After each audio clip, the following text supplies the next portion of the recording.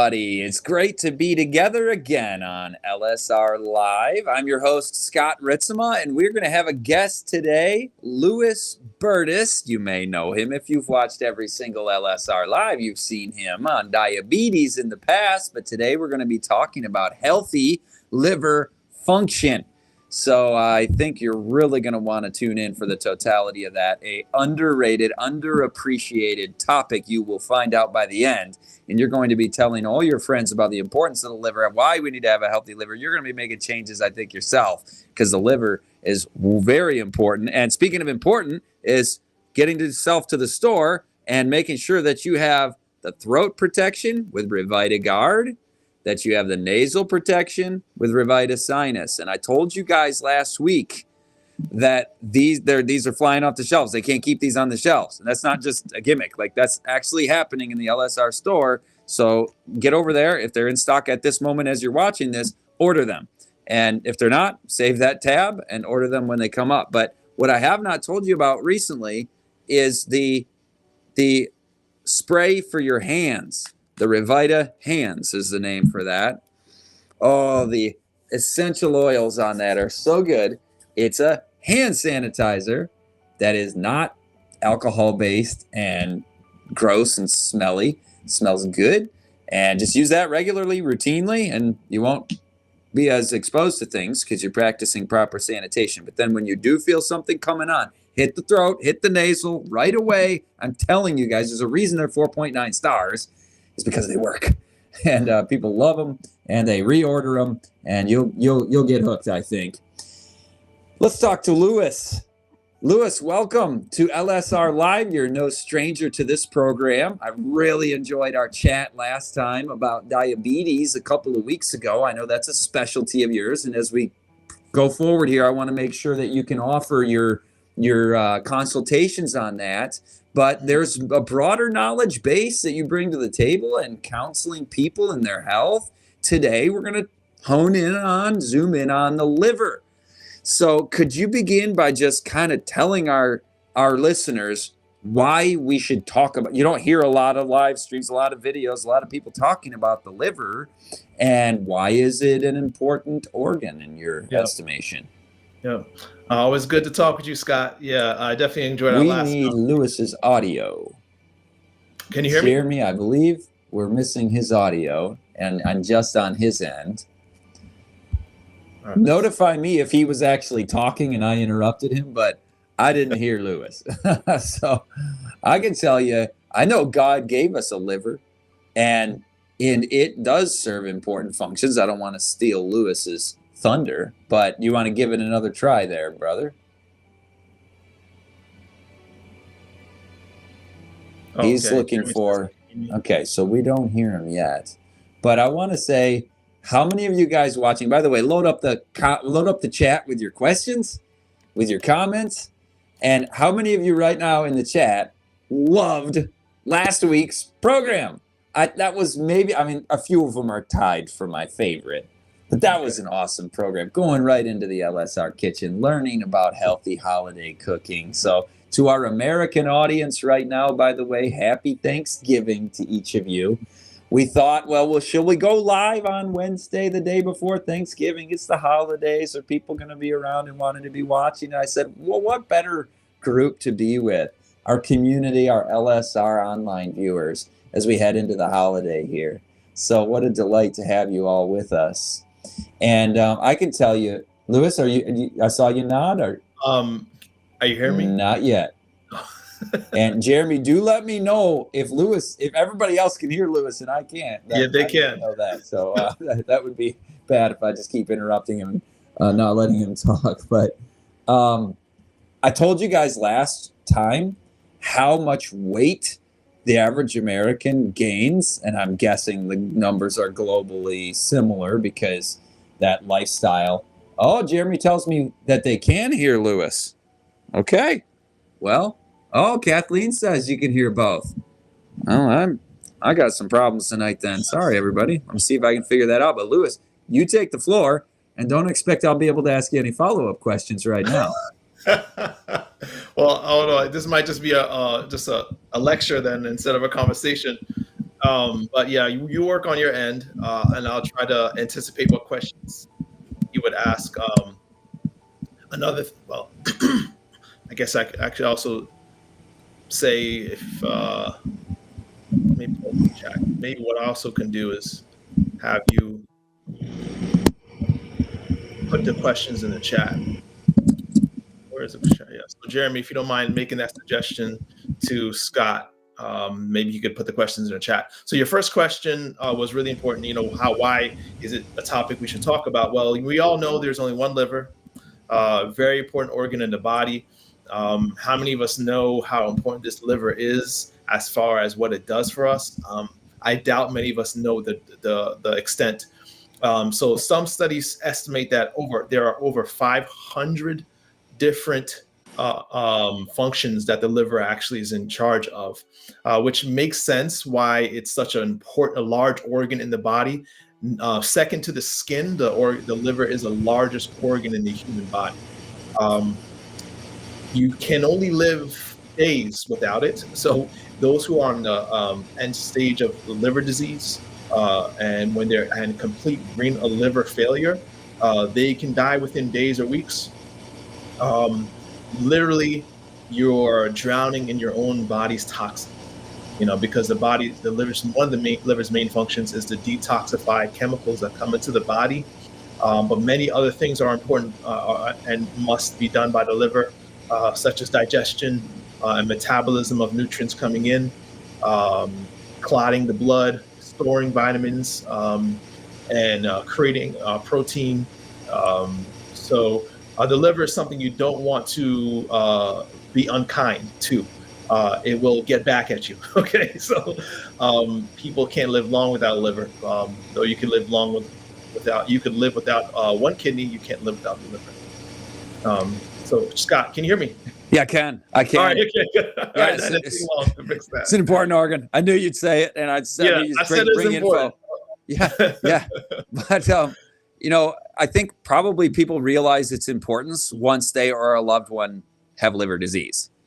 So talk to us about liver disease and how, we want to get to the point where we're going to reverse it, prevent it. But first of all, just what is liver disease and how does it coming about and what's its prevalence? How many people are suffering from that?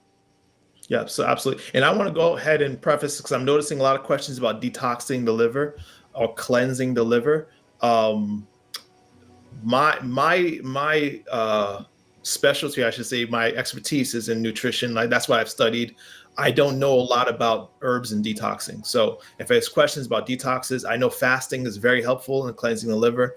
So if you're doing prolonged or an intermittent fast, that would be a great idea. Certainly lemon cleanses can be helpful. So I don't know if everyone's heard of the lemonade cleanse. But outside of that, I think it's so important to focus on nutrition when it comes to managing and reversing chronic disease, because you eat 3 times a day. And no matter how many times you cleanse, if you're putting the wrong stuff in your body 3 times a day, you don't just stop cleansing. It's not working, right? So we got to know what to eat 3 times daily, and that's most important. I'm saying cleansing and detoxing isn't important, but not as important as what we eat to prevent and reverse disease. So that's what I hope to make the focus on tonight. But sorry, Scott, with that little I got sidetracked. What was that second question? What's the prevalence of liver disease in American society or globally? Yeah, so in American society, at this point, 30% of adults have liver disease. 1 in 3 of us have liver disease. That skyrockets when you look at those who are obese. For example, when you look at adolescents and children, 80% of those who are obese have liver disease.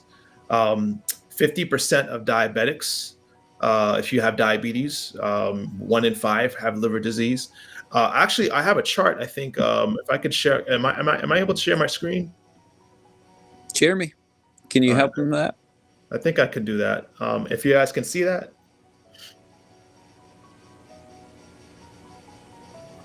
And I could see that. I think someone has to just show it. But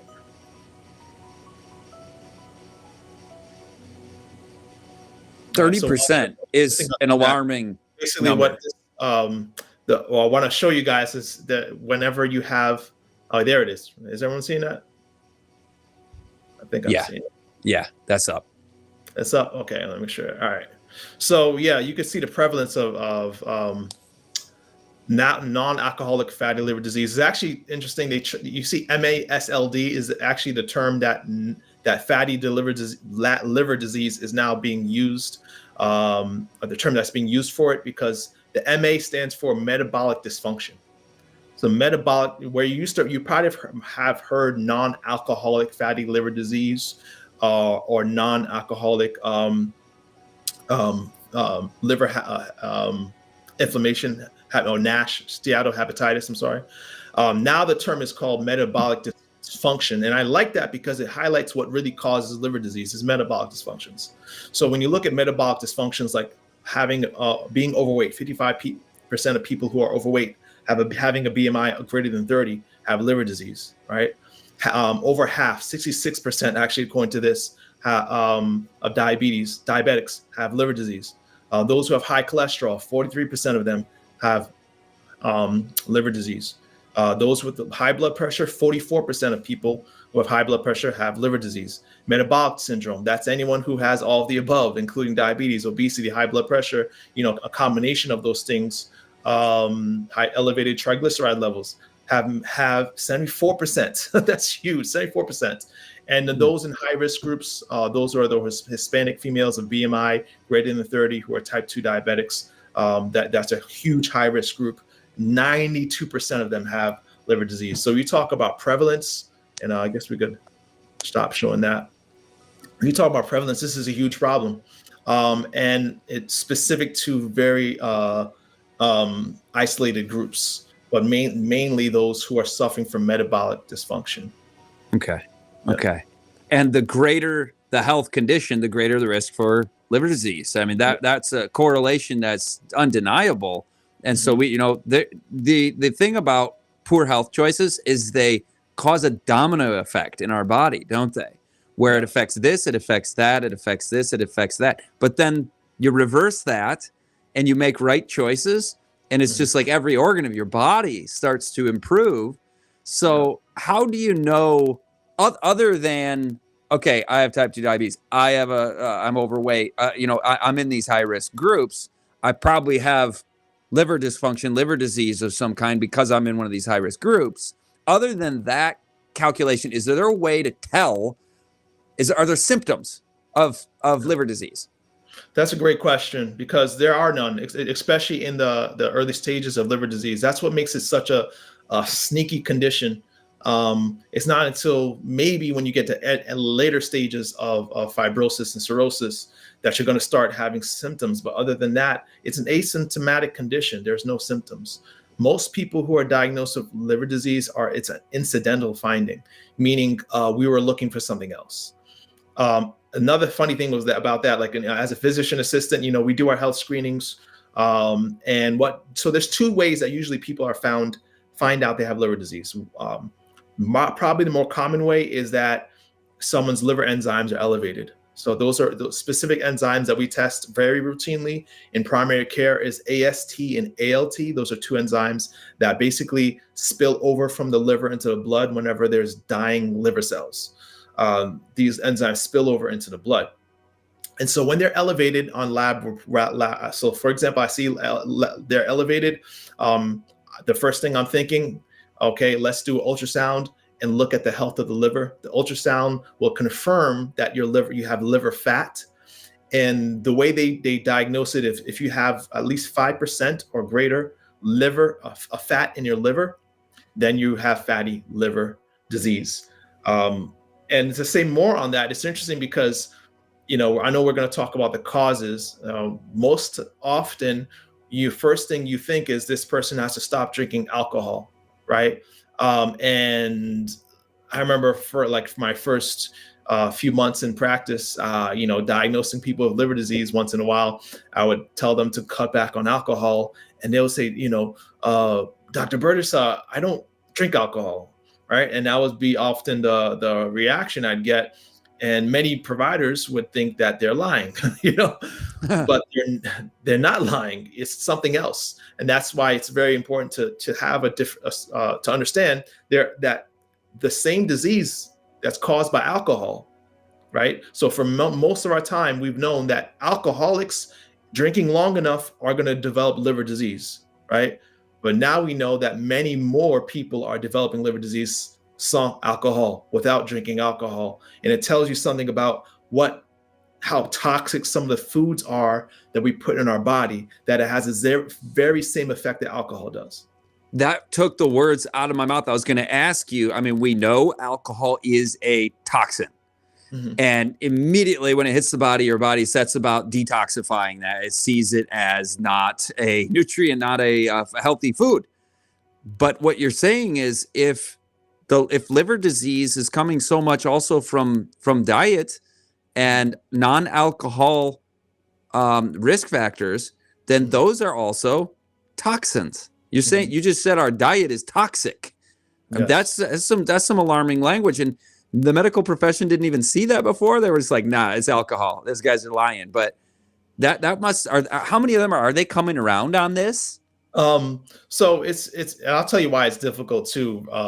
And I see some really good questions here. Like someone mentioned that their husband has had itchy eyes and weight around the abdomen, or ascites, they call it. I will say this, just because someone has elevated liver enzymes does not mean they have liver disease either. So it's not like there are many other causes of liver enzymes being elevated. There's other causes of liver disease that we're not going to probably have time to get into in this live.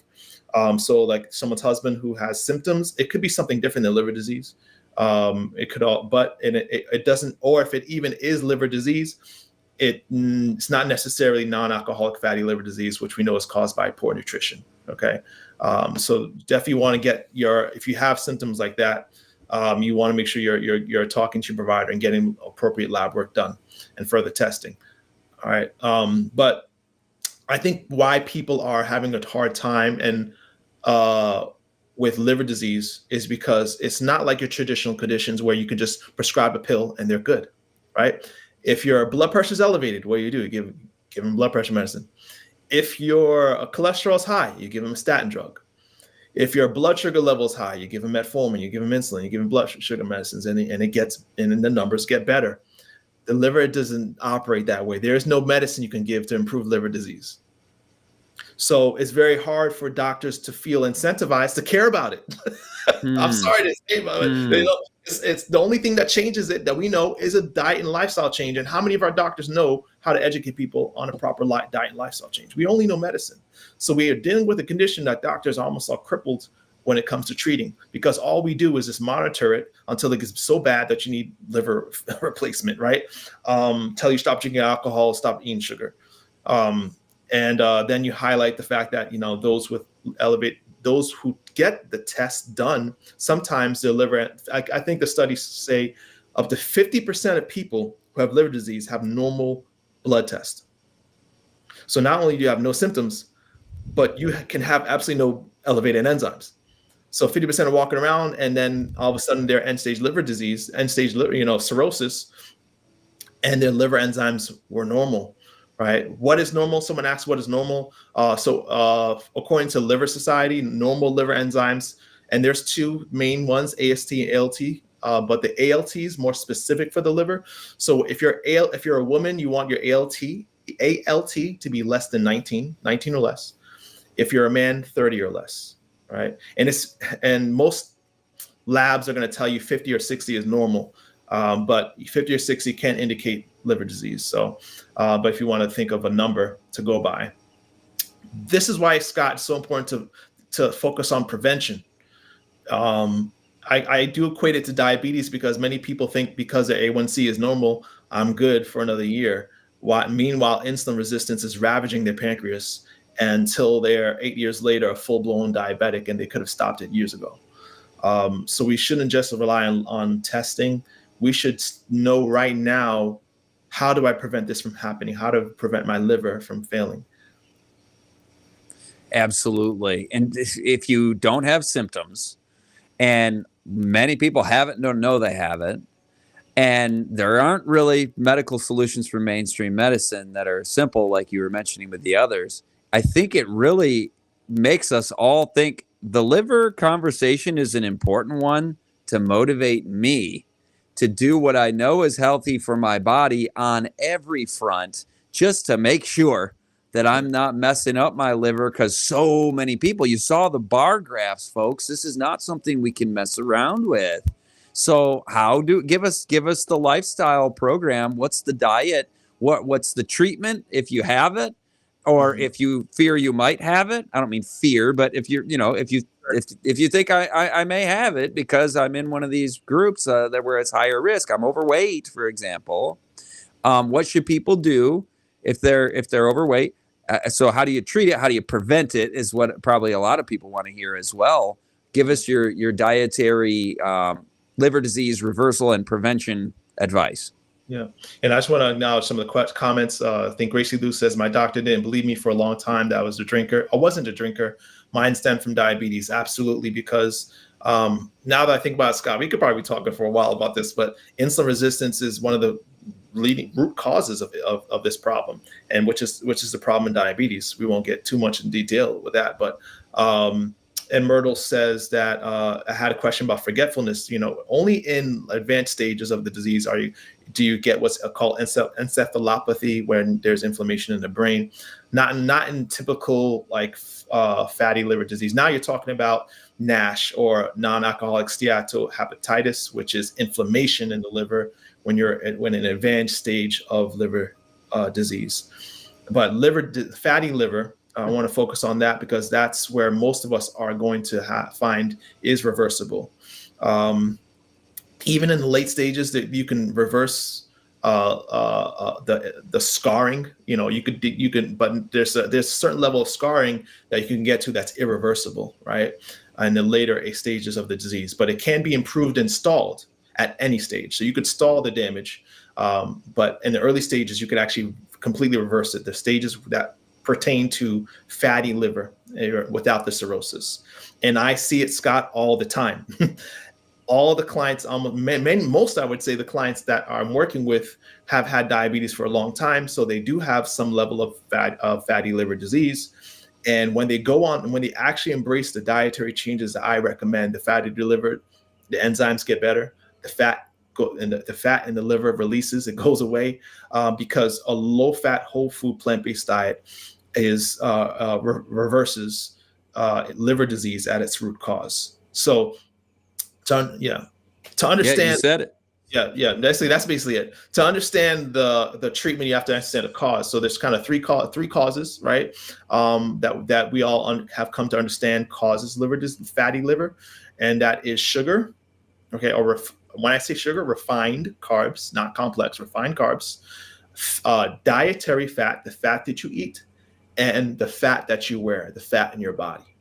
So that's why, number one, if you lose weight, most studies say that with 10% weight loss, you could reverse fatty liver disease. So basically at 10% weight loss, the fat that's stored in your body in your liver starts to release itself. Okay. Because adipose tissue basically sends those free fatty acids back to the liver, right? So when you start decreasing adipose tissue, now there's less free fat in the liver. Let's talk about the sugar. Of course, sugar is a problem. It's a volume issue, right? Refined sugar or refined carbs are without fiber, right? So when you eat something, when you drink that juice or that soda or that pastry or whatever it is that is refined or added sugars, it goes straight to your liver. The fructose portion of that sugar goes straight to your liver. 100% of the fructose that is in a sugar, it must be processed by the liver. It's very simple. That's where it's similar to alcohol. So when you drink alcohol, it's like everyone knows the analogy. It's like giving a shot to your liver, because 80% of the alcohol goes to the liver. The liver has to take in 80% of the calories from that shot of liquor, right? And has to process it and metabolize it. That's why it gets overwhelmed and turns into frog raw. It turns into fat, right? So when you have a diet that's high in sugar, has a lot of sugar, you're basically overwhelming the liver, because the liver has to take in 100% of that fructose and metabolize it in a very short period of time. That does not happen with complex carbs, because complex carbs serve as a braking system so that there's more of a slow drip to the liver. Okay, I hope that makes sense. Yeah. Yeah. So it's sugar, fat, saturated fat specifically, fat from meat, dairy, eggs, cheese. Those are foods that are highest in saturated fat that lead to fatty liver disease. So when you go on a whole food plant-based diet, you're eliminating the animal fats, so you're low in saturated fat. You're eliminating the highly refined sugars, and obviously you're losing weight. So you're basically reversing all the causes of liver disease in one go by eating a low-fat, whole food plant-based diet. What if you are losing weight by going on a keto diet that's higher in fat and lower in the fiber? And, you said if you lose 10% weight, or 20%, was it 10% of your weight? If you're losing 10% of your weight, you're reversing your fatty liver disease. But what if that's weight loss due to a keto diet as opposed to the whole plant food diet that you recommend? Great question. And I have to be honest to say, when you go on a keto diet, one of the things you notice is that people lose weight. So when they lose weight, yes, a lot of times their liver disease is reversed. It does work, right? But you have to ask yourself, to what cost? So why we want to reverse the disease process in the first place is because we want to live long, right? We want to live without frailty, right? Without complications from a stroke or heart attack. Unfortunately, the diet that most keto diets are high in saturated fat and high in animal proteins, two things that are correlated to decreasing the chances of you living long. Those who are on high protein, high fat diets, population studies show they tend to not live as long because they are at higher risk of heart attacks, higher risk of strokes, dementia, cancer. So all causes, they call this all-cause mortality, increases with your consumption of fat and protein. And that's something to think about too, because when people have liver disease, they usually don't die from liver failure. The leading cause of liver disease, it's interesting enough, the leading cause of death for those who have liver disease is heart attacks. It's heart disease. So why would you trade so you're going on a keto diet so you can reverse your liver disease, but now you're on a diet that promotes heart disease, the very thing that liver disease was going to kill, was cause you to die from. So yeah, I think we need to look at not just the short-term goals, but the long-term goals. And the long-term goals is, I want to live long, I want to live healthy, and there is a diet that does that. It's possible maybe to go on a keto diet and be plant-based, but why do that when there are so many wholesome, healthy carbs that you can include without limitation, right? Without restriction, and see your disease reverse. I remember looking at the blue zones, and that 50 to 80% of the calories consumed by these longest living people in the world, 50 to 80% of their calories were from complex carbohydrates. And so, that's not candy and soda and white bread and pastries, like you said. It is whole plant foods. It really works. The longest living people in the world, studied in the blue zones, are majority of their calories, up to 80%, from carbohydrates. So we got to be careful when we talk about carbohydrates, don't we? I mean, it can be either something terrible or something awesome. It depends what you mean by carbohydrates, right? Yeah. And I'm glad we're talking about the carb problem too, because so many people would say then, if I get rid of the carbs and I'll just focus on the fat. But fat is more of a problem. I actually talked about this before. There were studies that show that if you overfeed, they overfed individuals with over 1,000 calorie surplus. So basically 1,000 calories over what they may need to maintain a normal body weight. You overfeed anybody with anything, protein, carbs, or fat, they're going to gain weight and have liver fat. But what's interesting is those who were overfed those calories coming from sugar or refined carbs, their liver fat went up by 33%. Those who overfed calories on fat, their calories are coming from saturated fat rich sources, their liver fat shot up even higher by 55%. So we know if there's one, both are a problem, but fat is a bigger problem, by far, for sure. That is massive. That's almost twice as much liver damage from the equivalent amount of excess calories in the form of fat versus in refined carbs. Yep. That I did not know it was that big of a difference. I was just like, well, I just want to eat whole plant foods, high complex carbohydrates, and avoid excess fatty foods from, like you said, meat, dairy, eggs, and also avoid the refined carbohydrates. But it kind of motivates you even more to avoid those high fat foods. Not that I'm saying I'm going to go now and you just gave me permission to eat a bunch of white bread and go binge on soda. I used to binge on soda, folks. I know of what I speak. I am a recovering addict. And so you don't need to worry, though, because I realize, and I think everybody knows, soda's bad for you, right? Don't drink the high fructose corn syrup, like you were saying, the fructose and what it does to the liver, to so many functions in our body. It is well demonized. But I think a lot of people miss out on what you're presenting here, that the dangers from the high fat animal foods exceed the dangers from bad carbs. Yeah. And it's funny because mostly you probably heard the saying, everything in moderation, right? But my thing is, poison in moderation is still poison. Yeah, that's true. But yeah, I don't want anyone. I'm not giving a free pass to sugar or refined carbs. Obviously, it's still a problem, but we need. That's why I love the term coined by Dr. Campbell, T. Campbell, that we need to eat more low-fat, whole food, real food. Right, means rich, complex carb, rich sources, rich in fiber, that are plant-based. That's awesome. I always go like, give me the full fiber foods. Yeah. That's my phrase for it. I don't think that's a technical medical term in any field, but basically the food with all of its fiber in it. It's not been refined. It's not been altered. So subscribe to Lewis's YouTube channel there. And also, Jeremy, if you could put the QR code up. He was mentioning people he works with, consultations that he does. I want folks to really feel encouraged to go and book an appointment with Lewis at lewisbertus.com. And you got diabetes, go to this brother. You're going to get that solved. You're going to get that reversed by God's plan and the ideal methods there, where you get to still enjoy food and you get to eat plenty of it. So that's the great thing about fiber. I'm a big fan of fiber. I know people have picked that up in the various interviews, but also on the detox front, I like how you're talking prevention. You're talking about reversing with diet.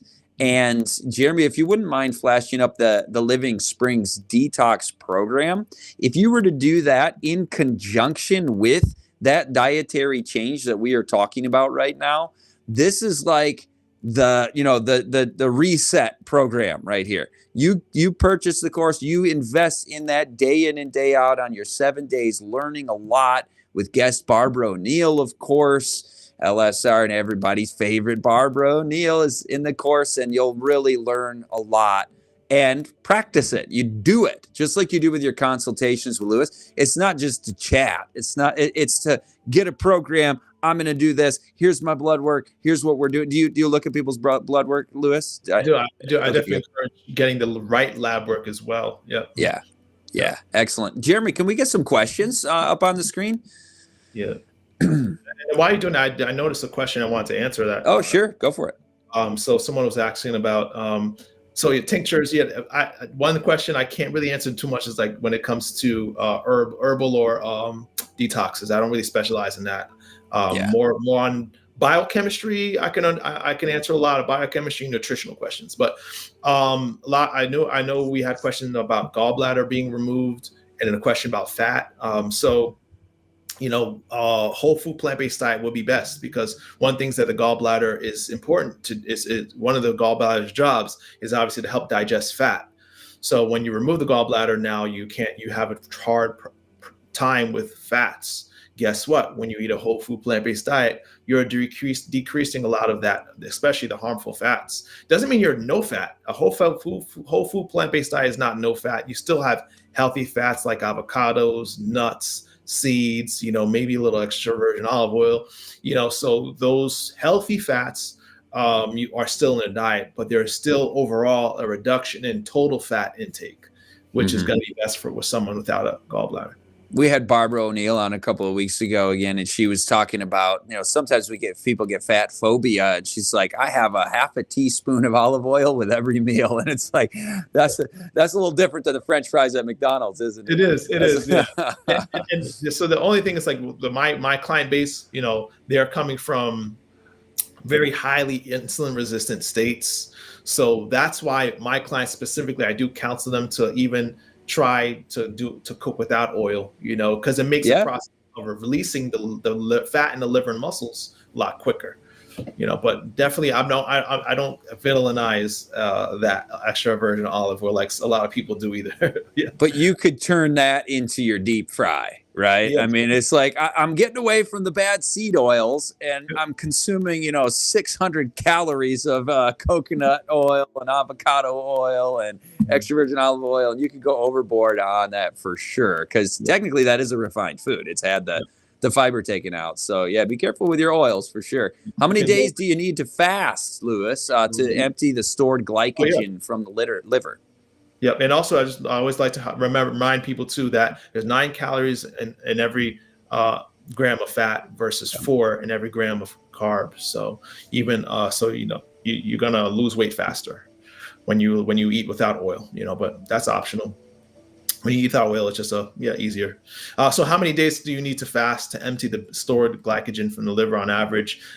Very good question. So from the studies I've read, really fasting starts to get the most benefit at 24 hours. So you see a lot of people doing 16. There are some benefit, but the most benefit when you go to autophagy, when the cells start cleaning themselves out, I like to call the glycogen the fridge. When the fridge is now empty, right? All the glycogen is depleted, and now the freezer's open. The liver, the fat, I call the fat the freezer. The freezer's open, and now it's starting to burn, right? So for best results, 24 hours, you could start seeing those results of seeing the fat burning. And what happens, your body doesn't say, okay, let's get rid of all the glycogen. No, it saves the glycogen. It starts burning fat. That's what's awesome about fasting. You're forcing your body to now transition to using fat for fuel. And that's where insulin resistance starts to be reversed.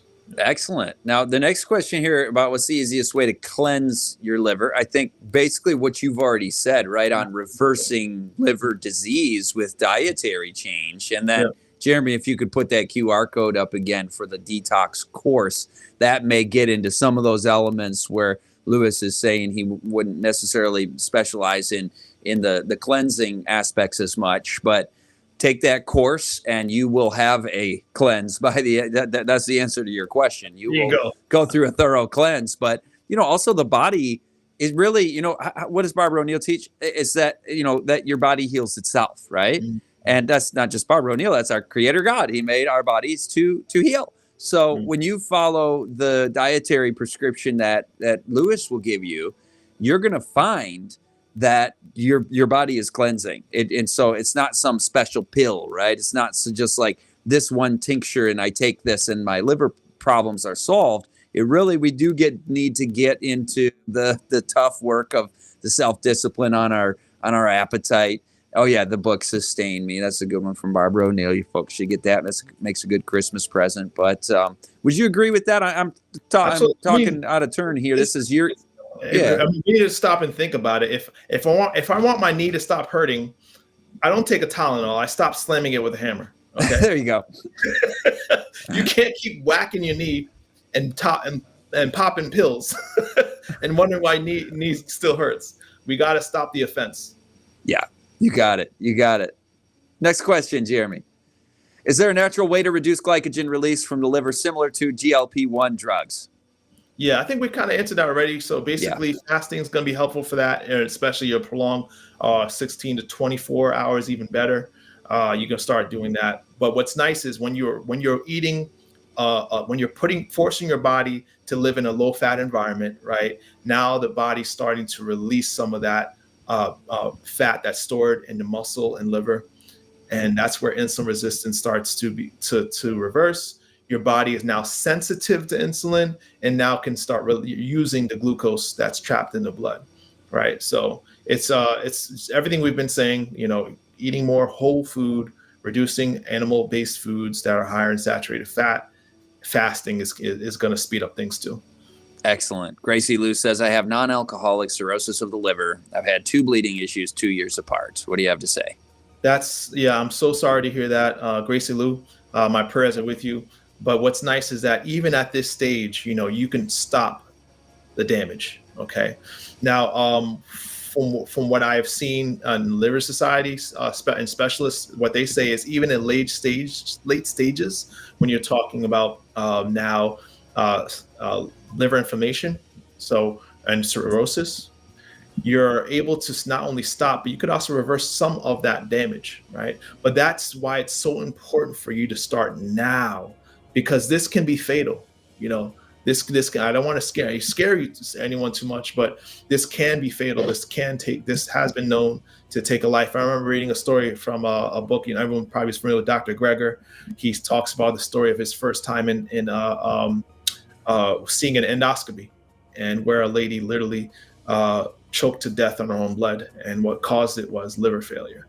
Your body literally gets so backed up like a pipe system, where blood starts oozing into the esophagus. So you take this serious for sure. Take this serious for sure. Yeah. Greger's book, How Not to Die, and the follow-up book, How Not to Diet. All right, I don't remember which one came first, but great resources, good books, and raw vegan food helps to clean it quickly. Yeah, do you like the raw? I know you're. I do have some clients that do more like close to raw, or I've had people do 100% raw. What's nice is, again, it really comes down to releasing the fat, forcing the liver to release its fat. Any diet that reduces the amount of fat is going to work. It's not 100% necessary, but yeah, it'll work. Good. Yeah. Jess says, can you explain nutmeg liver? No, sorry, I can't. I'll have to look that up. Sure, it's beneficial. Sorry, Jess. Nutmeg is very potent and very antioxidant rich. What's really cool about God's nature is never one thing. I know a lot of times you want to look at what is that one thing that will do it. It's a combination of things. So for sure, it doesn't hurt to use nutmeg. For sure. Yeah. Melinda, my husband had itchy eyes and weight around the abdomen. I'm assuming she's alluding to those were kind of indicators of his liver disease. Yeah, we were talking about that earlier. I think I had addressed that for fatty liver disease, there are no symptoms until you get to the later stages. However, there are other causes of liver disease in general. So you definitely want to get checked out if you're starting to have symptoms like that. How high does the AST need to be to know you have liver disease? I think you answered that. What did you say? Below 50? I don't recall the exact AST number, but ALT is the one. There's 2 enzymes, AST and ALT. ALT is the one that's very, very specific for liver disease or fatty liver, signs of fatty liver. And so 30 for men, 19 for women. Yeah. Great. Thank you, BLK, for your question. Myrtle says, I'm Myrtle watching from Papua New Guinea. Welcome from PNG. Your question is, does liver disease contribute to forgetfulness? I think you talked about that, didn't you? I had mentioned, so I had called some of these questions. Again, liver disease, is asymptomatic until you get to like the later stages. So there can be some forgetfulness. Now, I would imagine maybe possibly so even before the later stages, because one of the things liver does is detoxify, right? So if toxins start building up, of course they start, and it can cross the blood-brain barrier and cause forgetfulness. So, Yeah, good. Gracie Lewis again with us. My doctor didn't believe me for a long time that I wasn't a drinker. Mine stemmed from diabetes. Yeah. So yeah. Thanks, Jeremy. Appreciate that. Thanks, Gracie Lou. My mom has bile duct cancer. By the way, my wife told me that I pronounced your name wrong, Cyriline. And did I get that wrong again, Lewis? My wife's probably listening right now, shaking her head. She's like, honey, that's a color. It's a lovely name. And you butchered her name. Yeah.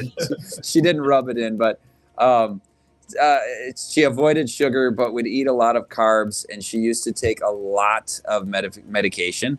I wonder if that's the cause, she's wondering. So that's the interesting thing when people say they don't eat sugar. They usually don't take in consideration that a lot of products have added sugar, and sometimes that sugar is hidden. The name of the name sugar is hidden. So yeah, it's very unlikely for someone on a high carb diet that's coming from complex carbs to cause liver damage. It's very unlikely because those carbs, those healthy carbs, are packaged differently than sugar is. They're packaged in fiber, micronutrients, phytochemicals. They're all preventive of disease, and that's why, like you said, population-based studies, those who have high carb consumption, you don't see the prevalence of liver disease that we do. Okay. Do you think the medication can contribute to that? She was wondering. Yeah. Did I miss that part? Go back to that question again? Yeah, she said her mom takes a lot of medication and wonders if that contributes. The bile duct cancer. There's a lot of medication. Yeah, there are certain medications that can cause damage to the liver. So, like I was saying, there are multiple causes. So non-alcoholic fatty liver disease is just one cause of liver disease. Their medications can be a cause too. Okay. And I'm assuming that would relate to the bile duct cancer as a related element of an organ there. Yeah, another element would be someone who having infection or cancer. Yeah, all those can correlate. So yeah, I'm glad she asked that, because it's not always the diet. Yeah. Betty is wishing everybody health and happiness. Welcome, Betty, and happy holidays to you also. Appreciate that. And Anna Lynn, hello, my dad is diabetic. He drinks alcohol and smokes. Now he's having problems with his testicles. He's 69 years old. That's not good to hear. Yeah. But, same advice I give all. That's what I love about this approach that God gave us. It's one diet that is beneficial for all conditions and all persons. Yeah. Absolutely. Melinda, yes, did blood tests. Thank you, Lewis. And altering diet, detoxing, using coconut milk instead of almond now, looking to HDL and LDL, milk thistle, and omega. Very good. Yes, makes sense. Wow, thank you. Yep. Sarah Lean.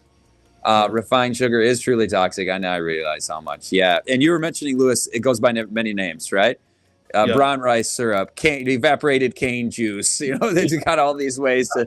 They have multiple different sugars in one product, so that if you combine the sugar with all of them, it would need to be the first ingredient. Yeah, but since they use two or three different kinds of sugars, well, then it's nothing's the highest ingredients except the oats in the granola bar or whatever.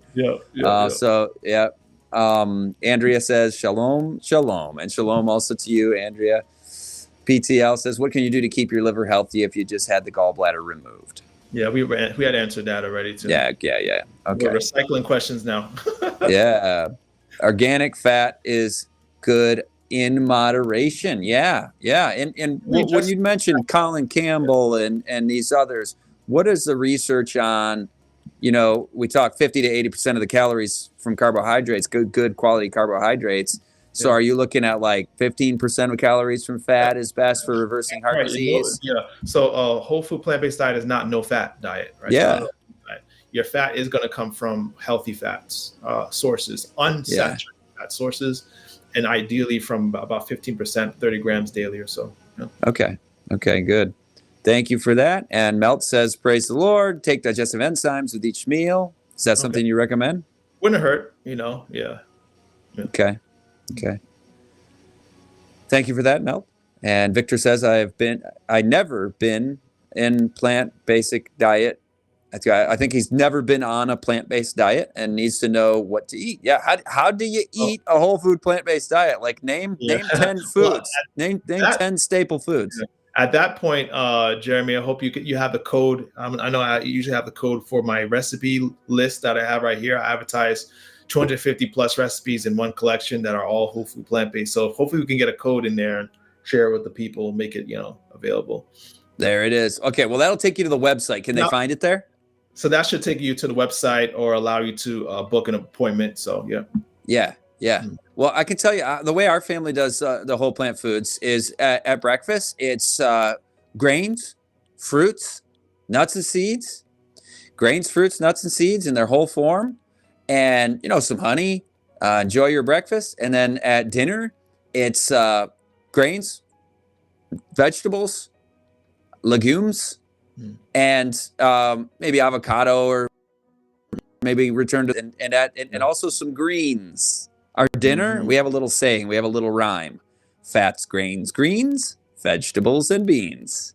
So we I make like sure that. to have our lentils or our chickpeas or just a legume family, and then Okay. your vegetables, your sweet potatoes, your broccoli. I mean, and endless vegetables. It's just the wonderful thing about this plant kingdom based diet is there's so much variety. So I was going to ask you 10, like give me 10 foods. No, how about 250 recipes?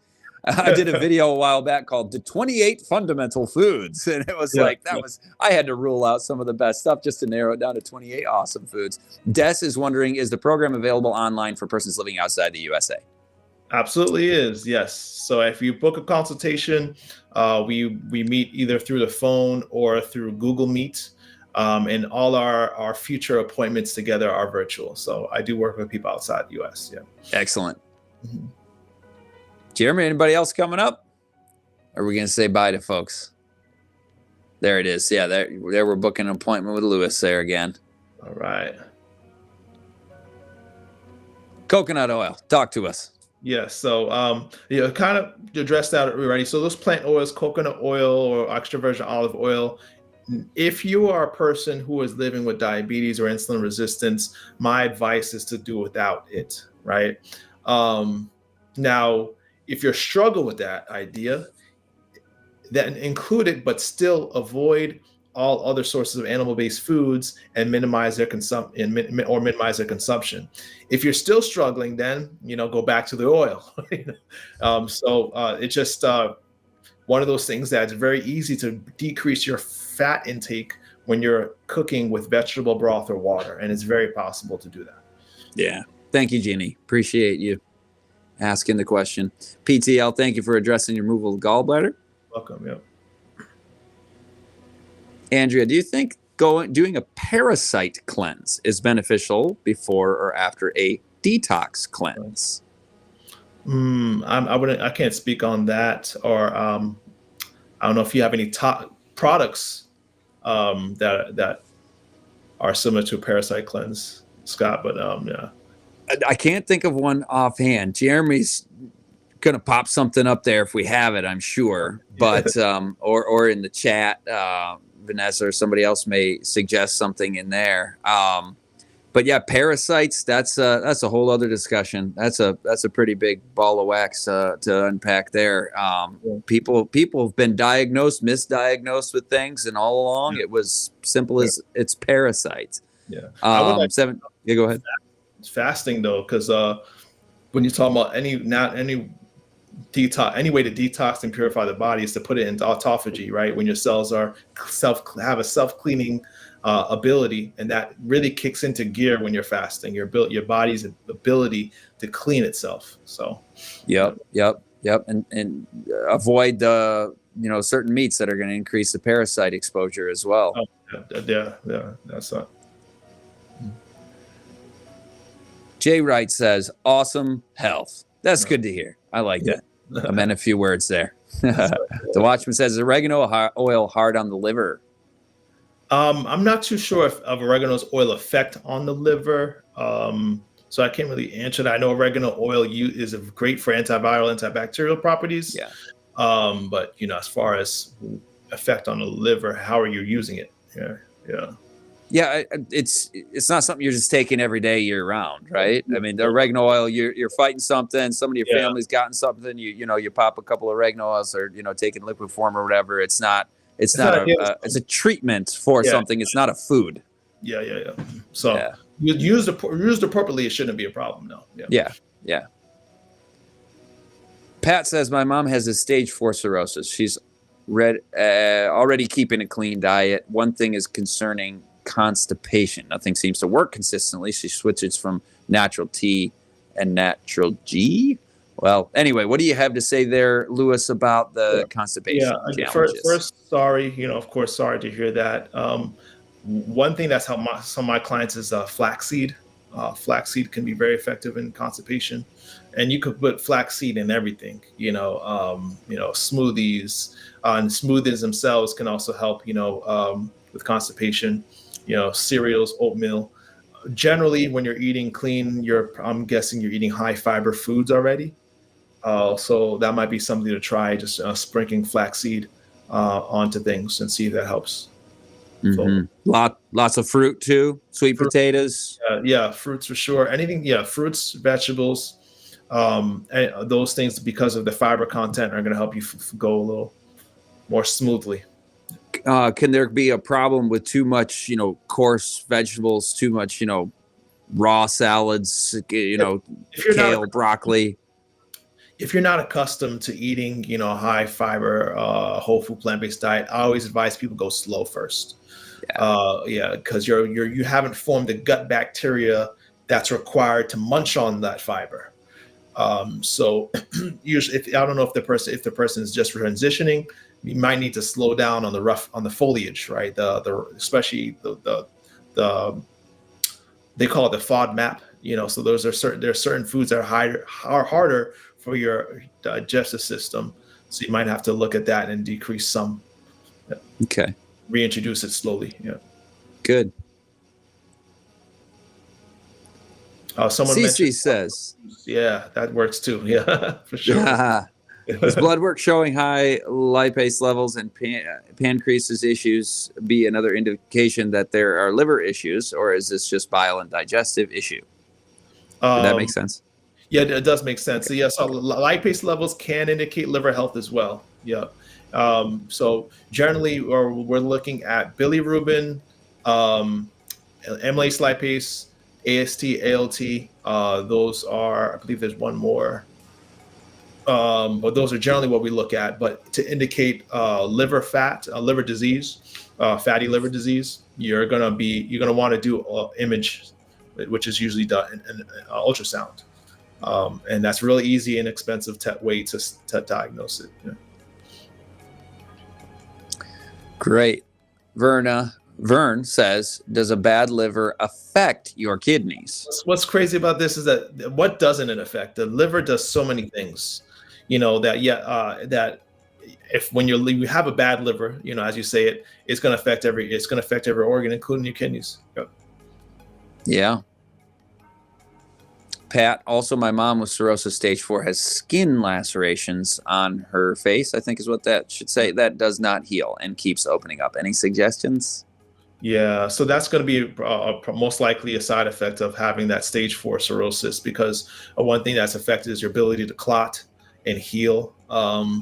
So yeah, just going on following this dietary advice, not only you're halting the damage, but there is certain level of reversal at even in late stages. You're not going to go back to a healthy liver for sure. You're not going to jump from stage 4 to stage 1. But from my understanding, it is possible to go from stage 4 to like stage 3 with enough changes. People who've been through this probably want to give advice to everybody listening. You've only got one. Treat it right, right? Yes. Cheryl, I have had pain for years, right side of abdomen from belly button and sometimes to right kidney. Is that a liver issue? She wonders. Thank you so much. Pain from years, the right side of the abdomen from belly button to the kidney. It's possible. It's definitely want to get tested. You want to go to your primary care, have them do a physical exam, lab work, and imaging. Because the liver is a large organ in that area, can indicate a problem. Yeah. Thank you, Cheryl. Yeah. God bless for sharing this information, Pat says. Des says, also, is the Living Springs Retreat program also available online? I've been trying to reach out for a while. Please advise. Thanks. Des, yes, the 7-day detox course is the Living Springs experience brought to the world, because most people can't come to Alabama, and we'd love to have everybody, but most people can't do that in person. So that's what's behind the detox course offering, is to really bring that intensive learning and practical application experience to everybody. And you can give that as a gift. How about give that as a Christmas gift, and somebody starts the new year off the first 7 days with that? Wouldn't that be a good kickstart to a New Year's resolution? But I want to caution people on that, because sometimes this time of year we give ourselves such license. It's just like, oh, it's the holidays, I'll get it handled in New Year, and then we don't.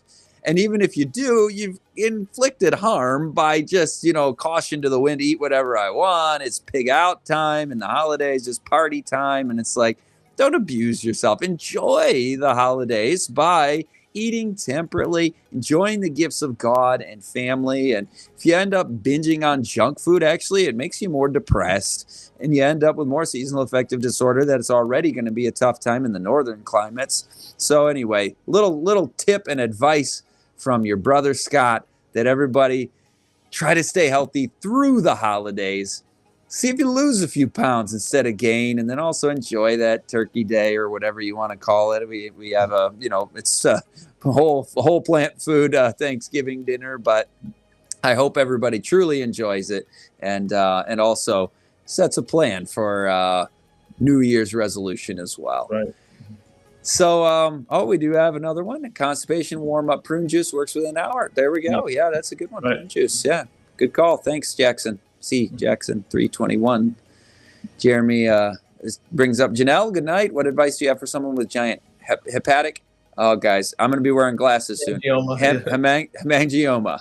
It's basically enlarged blood vessels. So that usually doesn't cause problems. It usually is asymptomatic. But I'm guessing if someone has it, they are one of those rare ones who do have problems with it. The only way to really treat it is through surgery, or what they do is cauterize or ligate the blood vessel. But it shouldn't be a cause for concern as far as like disease or having side effects, other than maybe if you have discomfort, then talk to your doctor to get that treated. Well, thank you. I think we're cruising to the end here. You're welcome, Pat.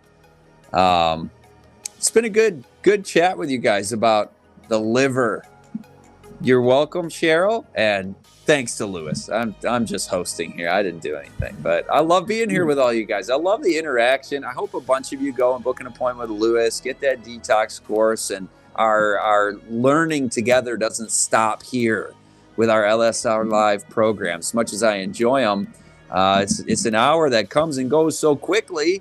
And stay on Lewis's YouTube channel, stay on LSR YouTube or Facebook or wherever you're watching this, and keep up on the videos. I'm sure folks have been seeing me a little more on there. I'm happy to be contributing as well to the channel. And there's Lewis's channel on the QR code. And so as we head off in America, happy Thanksgiving to you all. And to those around the world, just happy Thursday to you tomorrow, and average Thursday. And we're going to see you guys all next LSR Live. We're going to talk to LSR's own Josh Hollander on natural remedies products, a very popular subject. We get a lot of questions about the store products, so we're going to have the store manager give us all the updates on what the latest is there, what you want to get, when you want to get it, why you want to get it for these holidays, and help you with your Christmas shopping, and answer your questions about the products in there that people often ask about. So you can ask the expert on it next Wednesday, December 4th, starting at 7 Eastern, 6 o'clock Central, as always. And thanks to our producer, Christian Digital Network. From likes to lives changed. Subscribe to CDN's YouTube channel by scanning that QR code. We're going to say bye to our friend Lewis. Thank you for being here again with an excellent program on the liver. And I'll say bye to you all. I'm Scott Ritsema, host of LSR Live, and we'll see you next time, next Wednesday, and have a great week. God bless you all.